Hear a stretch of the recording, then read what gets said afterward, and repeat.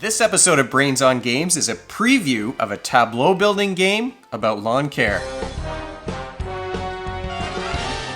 Welcome to Brains on Games. I'm Dr. Brian McDonald, and this episode, like I said, we are going to talk about a game that is all about tableau building and lawn care. It's a game that was sent to me recently by Gadabout Games, a game that's coming up on Kickstarter very soon.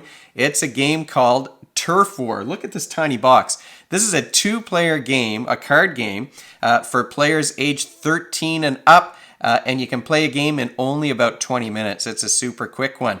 Let's take a look at Turf War. The main area where you're going to play this game is right here. 9 patches of dirt, your home, your garage, and your piggy bank to show how much money you've saved up over the course of the game. At the beginning of each turn, you might have some abilities that take place at the start of your turn. You can play those in any order you want to. I don't have any yet because all I have here are patches of dirt. Then you decide, are you going to stay home and improve your yard, or are you going to go into town, go to the marketplace, go to work, and buy some cards? There are, at the start of the game, 3 cards that you can play. You've got a toolbox, which allows you to play 2 cards instead of 1. You've got a watering can that lets you water your lawn and flip this dirt over into grass. And you've got a rake, which will allow you to trash cards from your yard. Now, that becomes important later on in the game because there are some take that cards in the marketplace. One of them is already out on the board, and we'll talk about that in a moment.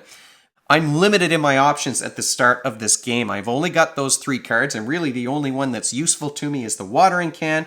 That's going to allow me to flip over 1 patch of dirt and turn it into grass. That gives me 1 victory point at the end of the game. It also adds this little plus sign, and those plus signs tell me that I can stack another card on top of this one.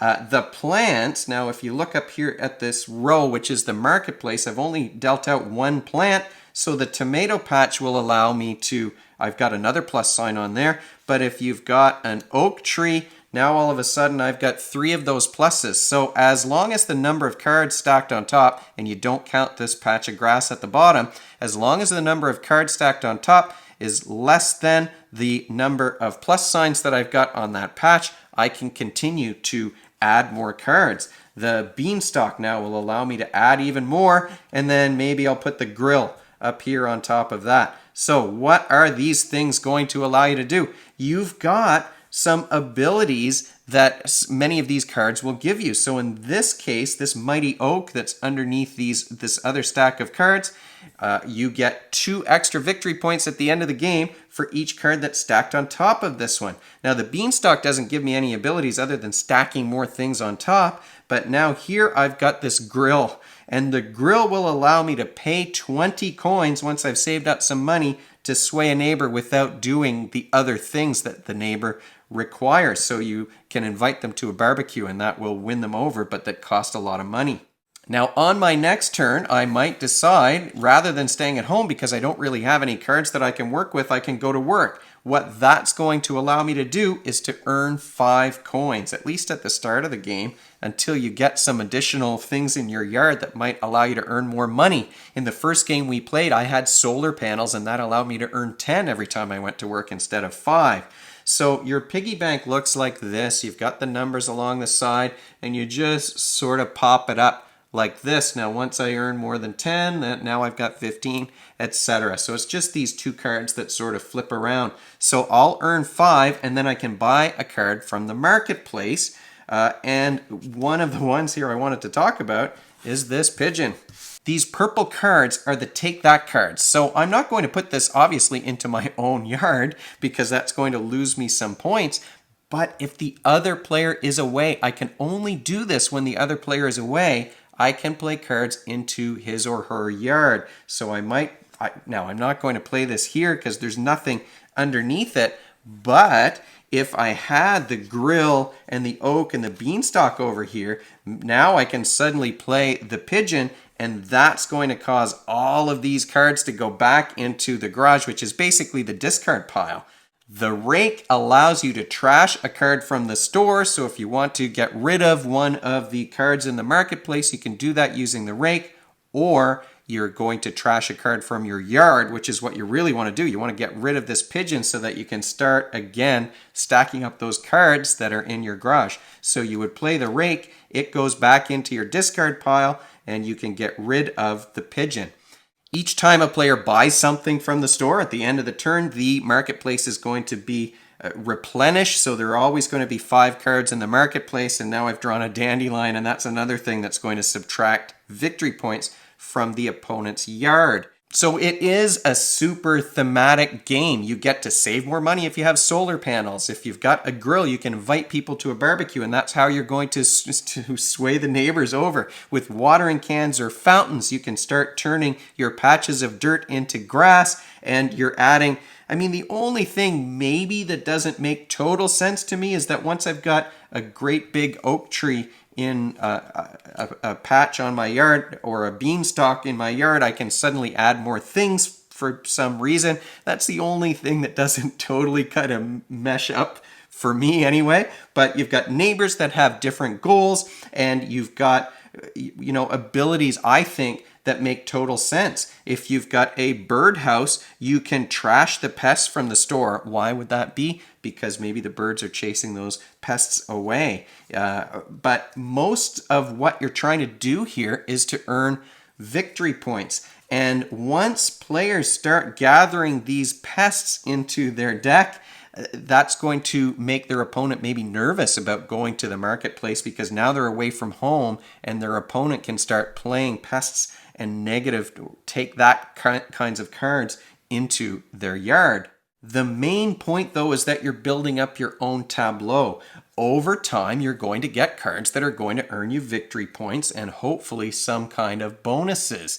In the first game that we played, my son was getting all of these plants, and he was stacking up cards in his yard, and I was winding up more with the features like the barbecue and the solar panels. I think I had the chicken coop in that first game that we played, and those didn't earn me any victory points. Like you can see, none of those features have any victory points on them, except that the grill, for example, gave me the ability to sway those neighbors. Now, the neighbors gave me 5 victory points for each one, and because I had the solar panel, I was able to earn enough money to start pulling those neighbors in.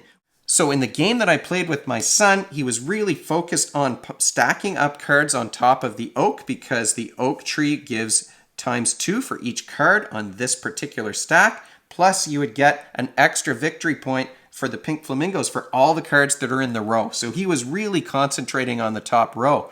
In my yard that I was working on, meanwhile, I was turning more of these cards over into grass. I managed to buy a second watering can, so I was really able to do that a lot. And I had the chicken coop, which allowed me to play as many cards as I wanted each turn.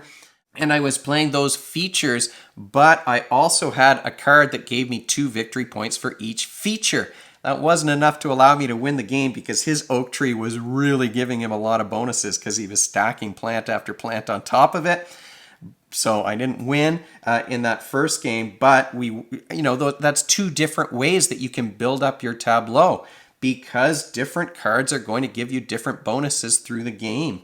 What skills are you working on when you're playing this game? Well, of course, there are the spatial skills. You're trying to maximize those victory points by organizing things in your yard in rows and columns, and you're thinking ahead about how are you going to place those things. You're also budgeting and planning and trying to use the action on your turn in the most efficient way possible. And those are executive functioning skills, working towards that goal of maximizing your victory points, juggling the numbers in your mind with your working memory, which is another example of an executive functioning skill. And there's never quite enough money or quite enough actions to allow you to do all the things that you might want to do in your turn, because you're also racing to claim these neighbors. Once the 5th neighbor is gone, that's game over, and then you're just counting up the victory points. So you're trying to keep an eye on what the other player is doing. And again, working memory is involved there too. Once your opponent has some of those pests, pigeons, there are moles that will turn your grass into dirt again. There are all kinds of different, the dandelions that are going to reduce your victory points. Once the other player has some of those in their hand, you're taking a risk every time you leave home to go to work and buy some things from the market too. So you're thinking ahead about those things as well. Turf War is a very relatable game. I mean, it's easy for me as a dad who has a lawn to think about, getting rid of the weeds and building things up to make it nice. And maybe the neighbors are watching what we're doing at the same time. Inviting people over for a barbecue. Once you've got a grill in your yard, that all makes sense. So it is a super thematic game, maybe except for the fact that I feel like that big oak tree might crowd things out in my yard and I wouldn't be able to put as many things on top of it or around it as close together as you can in this game. But yeah, it's super thematic. It's easy to understand and relate to. It's super simple in terms of the rules, home and away. Buy things or build up your yard, and then it's just all about figuring out the best combinations of cards to maximize the victory points in your tableau. Thanks again to the folks at Gadabout Games for sending Turf War my way. Like I said earlier, it is coming to Kickstarter very, very soon. And if you have questions about this game or questions about the games behind me or comments on this video, you can leave them in the comment section below the video, or you can email me at brian@brainsongames.ca. Brainsongames.ca is the website where future episodes will go, and the previous episodes are up there already. Brains on Games is the Twitter handle and the Facebook page and the Instagram feed, so we're all over the place. And if you enjoyed this video and you want to be notified of future ones, you can head on over to YouTube and click that subscribe button. Thanks for joining me, and hopefully I'll see you next time.